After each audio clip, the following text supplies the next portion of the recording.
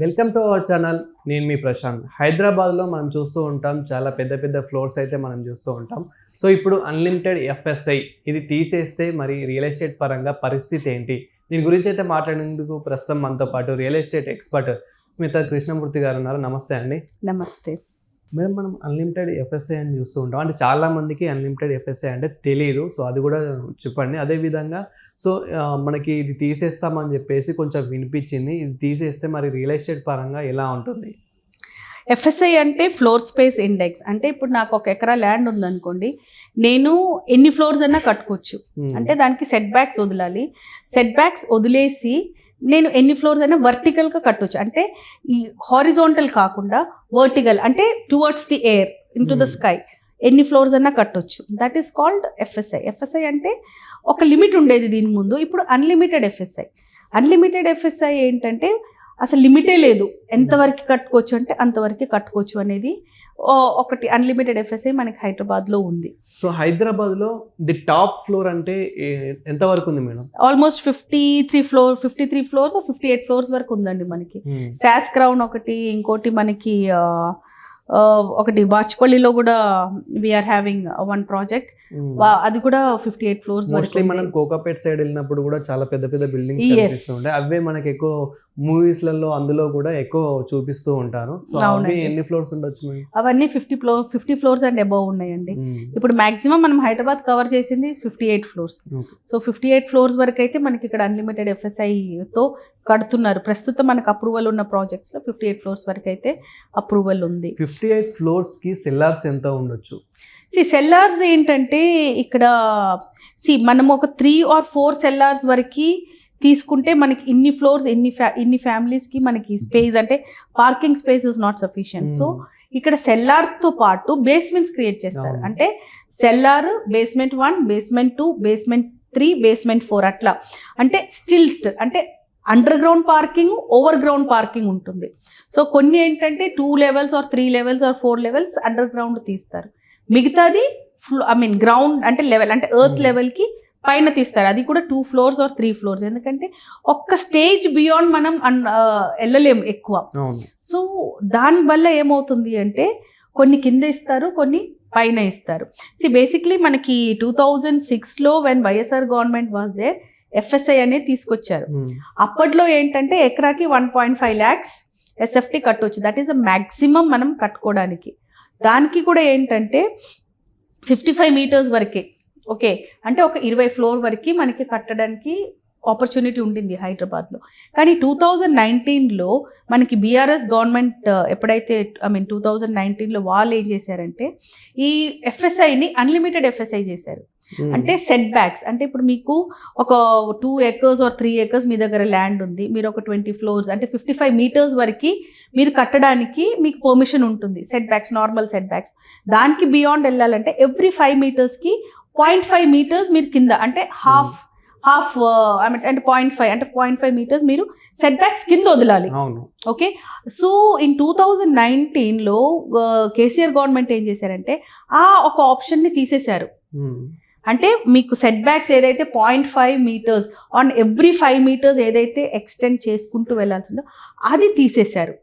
అది తీసేసి unlimited FSI అని పెట్టేశారు. దీనివల్ల ఏమైందంటే ఇప్పుడు 1 ఎకరా ఉందనుకోండి, 1.5 lakhs ఎస్ఎఫ్టీ నుంచి 4 lakhs 5 lakhs కట్టడం స్టార్ట్ చేశారు బిల్డర్స్. ఓకే, ఆ 4 lakhs 5 lakhs 1 ఎకరాలో కట్టాలి అంటే ఎన్ని ఫ్లాట్స్ ఉంటుంది? అన్ని ఫ్లాట్స్కి అమ్యూనిటీస్, అంటే basic amenities like water, electricity and drainage system, ఇది సఫిషియెంట్ అవుతుందా లేదా అనేది కూడా there is no background check. Actually నిజం చెప్పాలంటే ఇప్పుడు మనము హై రైజ్ అపార్ట్మెంట్స్ అనేది హైదరాబాద్కి అలవాట్లేదు. This is the new trend. ఇప్పుడు కట్టారు, ఆక్యుపెన్సీకి ఎన్ని వచ్చినాయండి హై రైజ్ అపార్ట్మెంట్స్? ఇంకా ఎక్కువ రాలేదు. ఇప్పుడు మనకి హైదరాబాద్లో హై రైజ్ అపార్ట్మెంట్స్ అంటే 18 floors, 20 floors, 22 floors. ఓకే, సుమధుర ఉంది, దట్ ఈస్ 33 floors. ఇవన్నీ ఆక్యుపెన్సీకి వచ్చి ఇంకా 1 year అవుతుంది, 1 to 1.5 years, 2 years మ్యాక్స్. ఇంకా దీంట్లో నిజమైన టెక్నికల్ ప్రాబ్లమ్స్ ఏంటో ఇంకా బయటకు రాలేదు. కానీ ఇన్ని హై రైజ్ అపార్ట్మెంట్స్ ఒకటే చోట ఇలా వెలిసిపోయినాయి. సో ఇప్పుడు ఇవన్నీ ఆక్యుపెన్సీకి వచ్చేసిందంటే రేపు ఫ్యూచర్ ఎలా ఉంటుందో ఎవరికి తెలియదు. అదే మేడం, అంటే అన్లిమిటెడ్ ఎఫ్ఎస్ఐ అనేది లైఫ్కి సేఫే అంటారా? ఎందుకంటే మనం చాలా చూస్తూ ఉంటాం బిల్డింగ్స్ అనేటివి ఎంత హైట్ ఉంటే మనకి కిందికి కూడా అంత చేయాలన్నమాట. సో అలా కూలిపోయే అవకాశం కానీ, క్రాక్స్ వచ్చే అవకాశం కానీ, అంగే అవకాశం మనం రీసెంట్గా కూడా చూసాము కొన్ని. సో అలా Yes. ఏమైనా అవకాశం ఉందా? ఉంటుందండి, అది బిల్డర్ని బట్టి ఇట్ విల్ డిఫర్. ఎందుకంటే ఇంతవరకు మనకి ఇప్పుడు 58 ఫ్లోర్స్ ఏదైతే చెప్తున్నామో అది ఇంకా ఆక్యుపెన్సీ కూడా రాలేదు. ఇలాంటి టెక్నికల్ ఇష్యూస్ ఎప్పుడు వస్తుంది అంటే ఒకసారి బిల్డింగ్ మొత్తం కన్స్ట్రక్షన్ అయిపోయి public start staying in that ఒక 5 years 6 years down the line మీకు ఇలాంటి ప్రాబ్లమ్స్ కనపడుతుంది బయట, అంటే విజిబిలిటీకి వస్తుంది. కానీ అదే అంటున్నాను, హైదరాబాద్లో హై రైస్ ఇంతవరకు అలవాటు లేదు ఎవరికి. ఇప్పుడు మనకి ఇది పొజిషన్కి వచ్చాక దీంట్లో నిజమైన ప్రాబ్లమ్స్ ఏంటో అనేది you have to wait for 5 to 6 years. ఇప్పుడు ఆల్రెడీ మనకి పొజిషన్లో వచ్చిన పెద్ద పెద్ద గేటెడ్ కమ్యూనిటీస్, అది భూజా ఉండొచ్చు, అవతార్ ఉండొచ్చు, ఇలాంటివి ఏవైతే ప్రాజెక్ట్స్ ఉన్నాయో ఇప్పుడు దాంట్లోనే మనం చూస్తున్నాం చాలా ఇష్యూస్ ఉన్నాయి. ఒకటేమో టూ మచ్ క్రౌడ్.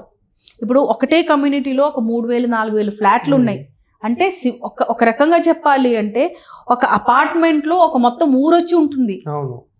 ఓకే, ఇప్పుడు for example let me take విజయవాడనో వైజాగో తీసుకుంటే ఒక 3,000 అపార్ట్మెంట్స్ ఉన్న ఫ్లాట్స్ ఉన్న అపార్ట్మెంట్ ఉందనుకోండి, మొత్తం Vizag can come and stay here. అంటే అంత పబ్లిక్కి ఈ ఇన్ఫ్రాస్ట్రక్చర్ సఫిషియెంటా కాదా? ఇప్పుడు ప్లే ఏరియాస్ క్రియేట్ చేస్తున్నారు, 2, 3, 4 ప్లేసెస్లో పెడుతున్నారు. 3,000 ఫ్యామిలీస్కి ఆ పిల్లలకి ఈ ప్లే ఏరియా సరిపోతుందా? సరిపోదు. ఈ రన్వే సరిపోతుందా? సరిపోదు. ఓకే, రేపు గెస్ట్ పార్కింగ్ అంటే Saturday Sundays people will come to visit. ఈ 3,000 ఫ్లాట్స్ ఉన్నాయంటే 1,000 మందిని విజిట్ చేయడానికి వచ్చిన 1,000 కార్లు, అది ఆ విజిటర్స్ కార్ పార్కింగ్కి ఫెసిలిటీ ఉందా? ఇవన్నీ మనకి ఎప్పుడు తెలుస్తుంది అంటే ఈ ప్రాపర్టీస్ అన్నీ మనకి ఆక్యుపెన్సీకి వచ్చి ఈ టెక్నికల్ పాయింట్ ఆఫ్ వ్యూలో 1 by 1 ఏదైతే స్టార్ట్ అవుతుందో అప్పుడు people will start thinking, oh my god problems ఉన్నాయి, ఓకే డ్రైనేజ్లో ఇష్యూస్ ఉన్నాయి. హెవీగా ఒక 3-4 days వర్షం పడిందంటే హైదరాబాద్ మొత్తం స్టాగ్నెంట్ అవుతుంది. సో ఇప్పుడు ఈ కట్టే అపార్ట్మెంట్స్లో ఓకే ఫ్లడ్డింగ్ అవుతుందా? సీపేజ్ ఎలా కవర్ చేశారు? ఈ వాటర్ ఎక్కడి నుంచి బయటకు పంపిస్తారు? Nobody nose, God knows.